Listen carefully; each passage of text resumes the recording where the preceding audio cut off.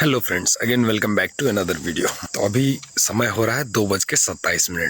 मुझे नींद ना आ रही थी तो मैं सोचा क्यों ना एक वीडियो ही बना लिया जाए। जब मैं बाहर निकला तो पता चला कि धुंध छाया हुआ है। चूंकि मैं घर के अंदर था तो मुझे एक चादर से ज्यादा किसी चीज की जरूरत नहीं पड़ी, पर यहाँ बाहर आके तो ठंडा लग रहा है। तो आज के वीडियो में मैं अपने एक पुराने वीडियो को दिखाना चाहूंगा आप लोगों को। ये रहा वो वीडियो। हेलो गाइस, अस्सलाम वालेकुम। मैं हूं थोड़ा अपना जिसान अहमद। स्वागत है आप सभी का हमारे चैनल मुरीद अहमदी के playlist learn Python with noob में। तो गाइस, आज हम बात करने वाले हैं कंडीशनल स्टेटमेंट्स के बारे में। पाइथन में कंडीशनल स्टेटमेंट का यूज प्रोग्राम में किसी कंडीशन के अनुसार कोड को कंट्रोल करने के लिए होता है। इन स्टेटमेंट्स का यूज प्रोग्राम में एक कंडीशन को चेक करके अगर वो कंडीशन सही ट्रू होता है तो कुछ कोड एग्जीक्यूट होता है, अगर कंडीशन फॉल्स होता है तो कुछ और कोड एग्जीक्यूट होता है। सबसे पहला इसमें है कंडीशनल स्टेटमेंट, वो है इफ स्टेटमेंट। तो चलिए इफ स्टेटमेंट को देखते हैं। इफ स्टेटमेंट का यूज एक कंडीशन चेक करने के लिए होता है और अगर कंडीशन ट्रू होता है तो एसोसिएटेड कोड ब्लॉक एग्जीक्यूट होता है। जैसे age is equal to 18, if age is greater than is equal to 18 print you are adult. So चलिए इसको हम पाइड्रोइड पे करके देखते हैं। एक्चुअली क्या होता है कि इसमें कंपैरिजन और लॉजिकल ऑपरेटर्स के यूज से हम क्या है, हम कंडीशनल स्टेटमेंट्स को यूज करते हैं।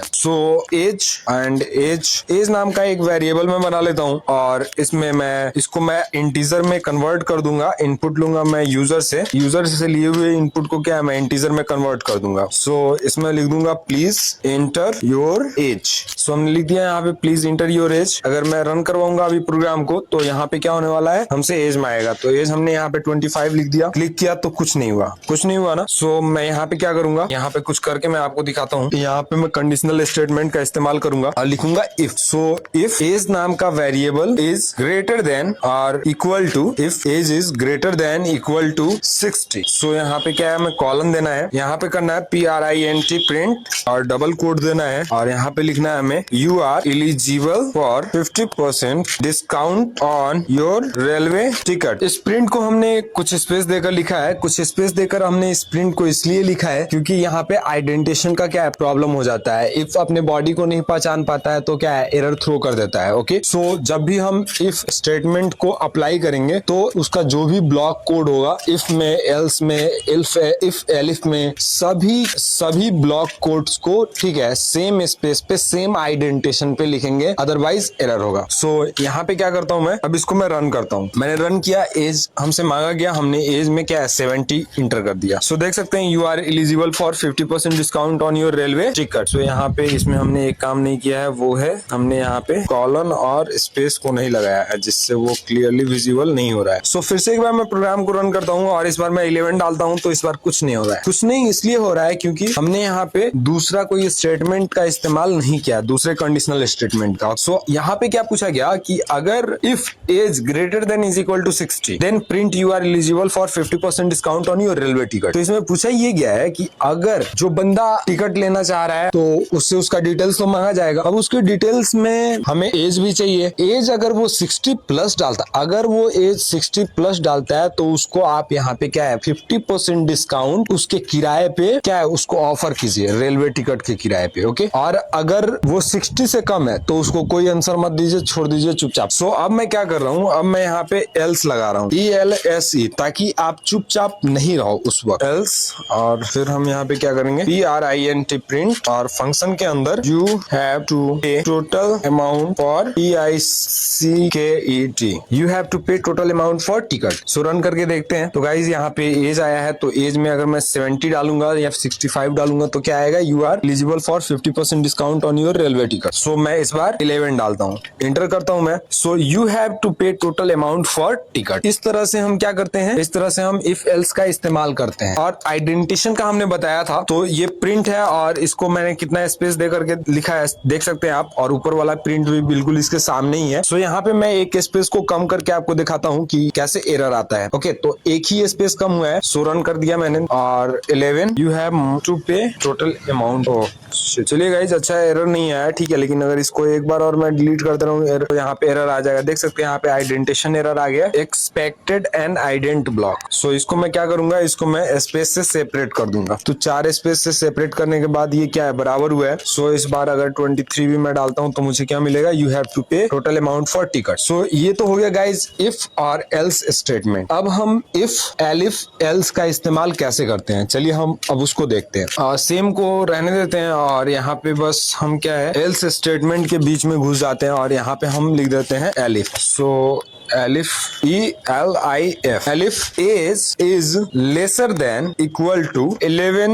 एक्चुअली गाइज मुझे क्या है ना, मुझे पता नहीं है कि चाइल्ड का एज क्या एज कंसिडर करता है इंडियन रेलवे। सो मैं जस्ट 11 लिख दे रहा हूँ। और if age is greater than equal to 60, अगर उम्र 60 या 60 से बड़ा होता है, मतलब बंदा 60 साल का या 60 साल से ऊपर का होता है, तो उसको हाफ अमाउंट में टिकट देना है। ओके। और दूसरा है if age is lesser than equal to 11, अगर उम्र 11 या 11 से कम है। सो आपको प्रिंट करवाना है यहाँ पे PRINT print, you need to save money purchasing half ticket as you are a child. Okay. So हमने लिख दिया है कि अगर उम्र 11 के बराबर या 11 से कम होता है तो आपको प्रिंट करवाना है you need to save money purchasing half ticket as you are a child. Child हो गया ये, कोई नहीं, चाइल्ड हो गया। सो अब इसको मैं रन करवाता हूँ। तो अब इसमें 3 कंडीशन हो गया। अगर बंदा 60 प्लस है तो उसको क्या देना है, उसको हाफ अमाउंट में टिकट देना है क्योंकि वो बूढ़ा हो चुका है, सही है, वो अब पेंशन वाला हो गया है। दूसरा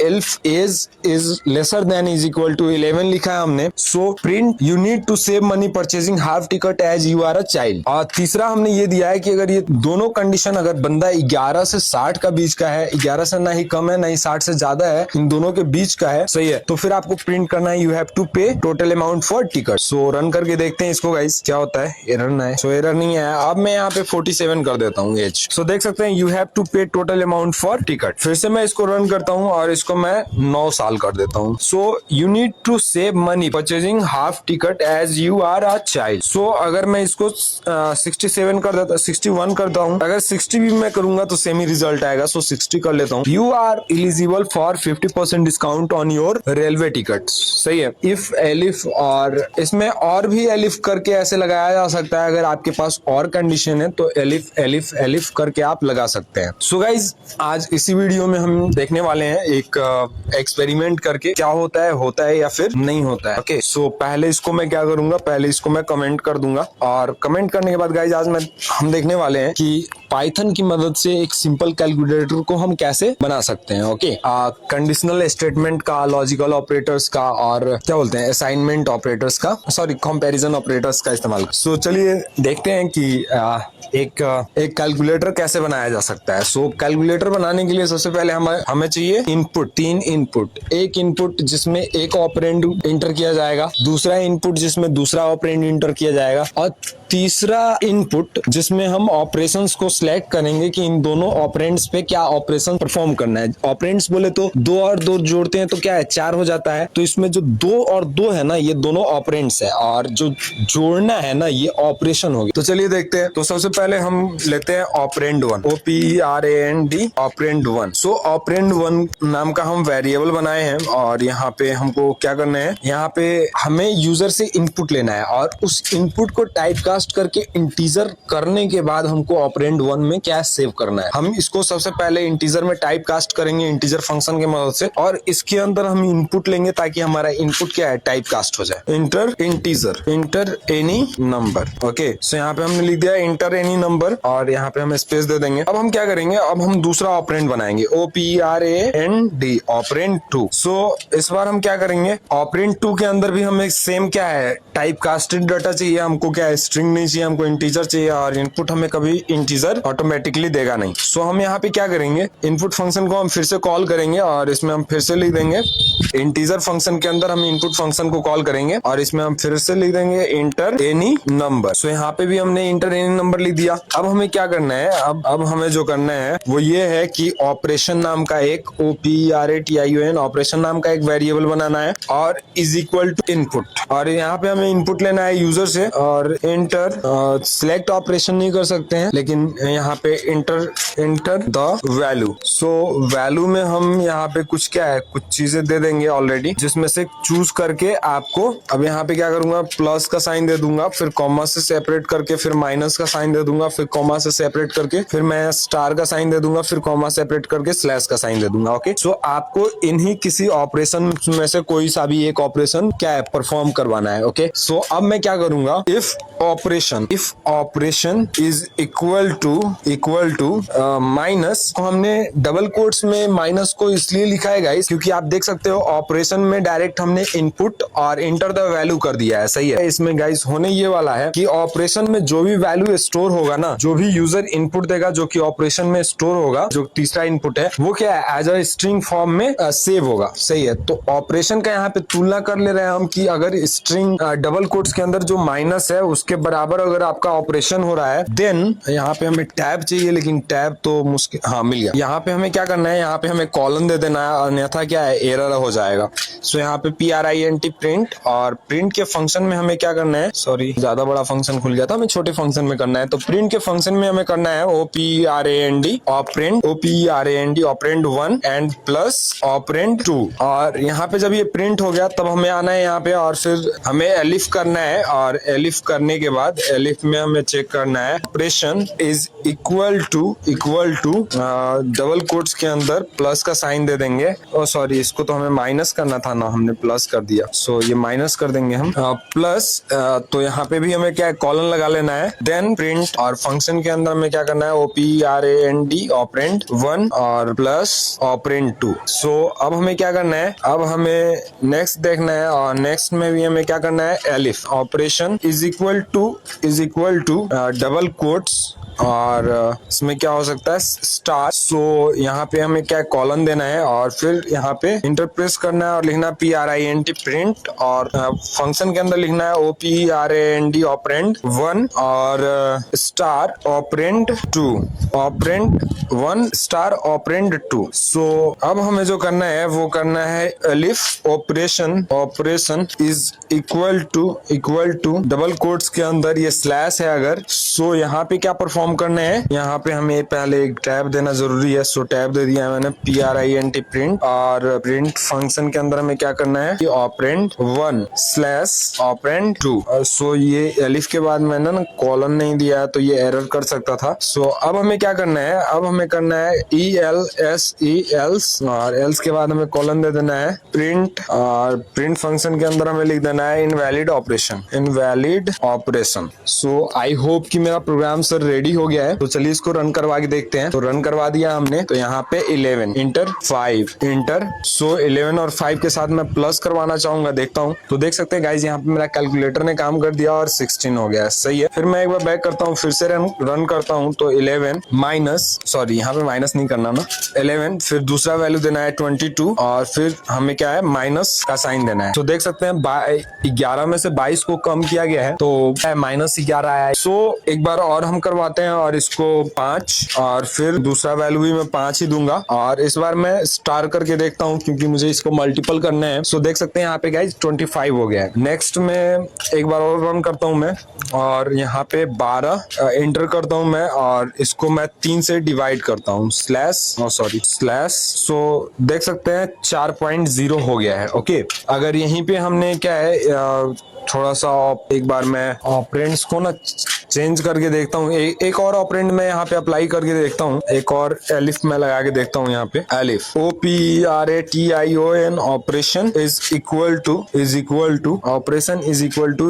टू डबल कोट्स, और क्या है, मॉडुलस का साइन देते हैं एक बार। सो मॉडुलस, देन टैब, और क्या है, PRINT प्रिंट। देखिए यहाँ पे कॉलन में छोड़ दिया था, ठीक है। तो ऐसा बहुत सारा मिस्टेक होता है जो कि आपको क्या है, आपकी हिम्मत को तोड़ देता है कि अरे यार नहीं हो पाएगा, मैं नहीं सीख पाऊंगा ऐसे वैसे। सो रिजेक्शन से इंसान को घबराना नहीं चाहिए, मेहनत करते रहिएगा तो सफलता एक ना एक दिन जरूर मिलेगी। ऑपरेंड 2।